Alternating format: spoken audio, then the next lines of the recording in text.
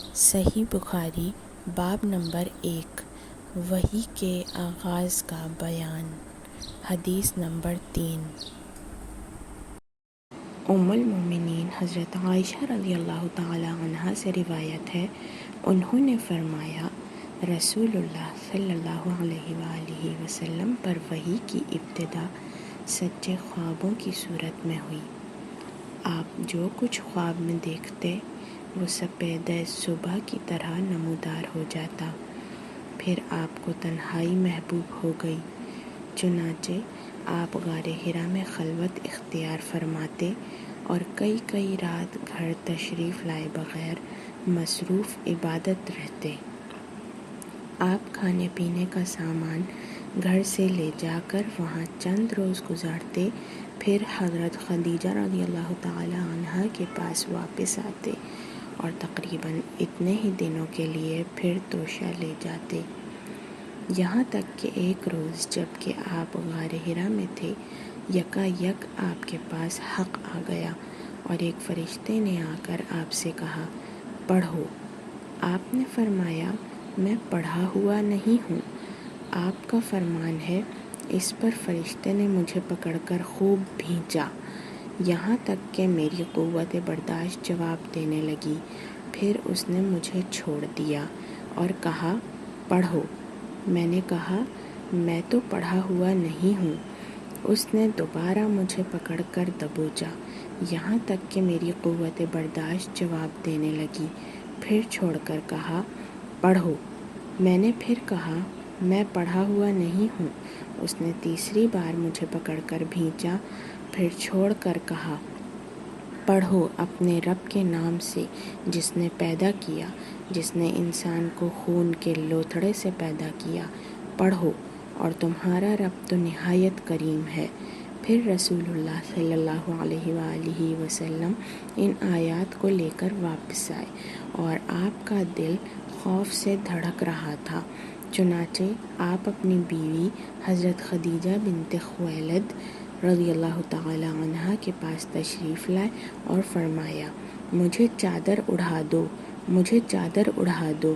انہوں نے آپ صلی اللہ علیہ وآلہ وسلم کو چادر اڑا دی، یہاں تک کہ آپ سے خوف زدگی کی کیفیت دور ہو گئی۔ پھر آپ نے حضرت خدیجہ رضی اللہ تعالی عنہا کو واقعے کی اطلاع دیتے ہوئے فرمایا، مجھے اپنی جان کا ڈر ہے۔ حضرت خدیجہ رضی اللہ تعالی عنہا نے کہا، قطعاً نہیں، اللہ کی قسم، اللہ تعالی آپ کو کبھی رنجیدہ نہیں کرے گا۔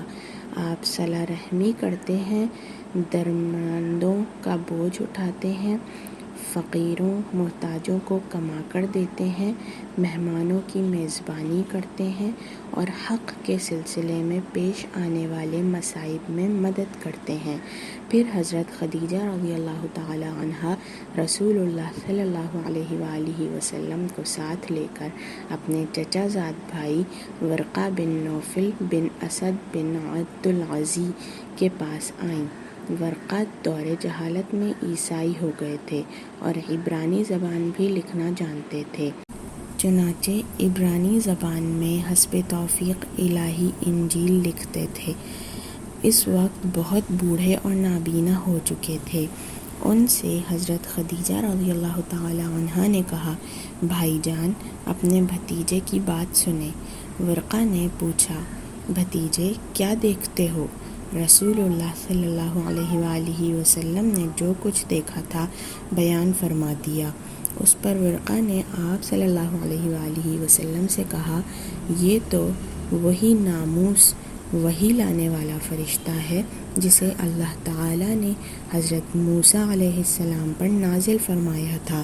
کاش میں آپ کے زمانے نبوت میں توانا ہوتا، کاش میں اس وقت تک زندہ رہوں جب آپ کی قوم آپ کو نکال دے گی۔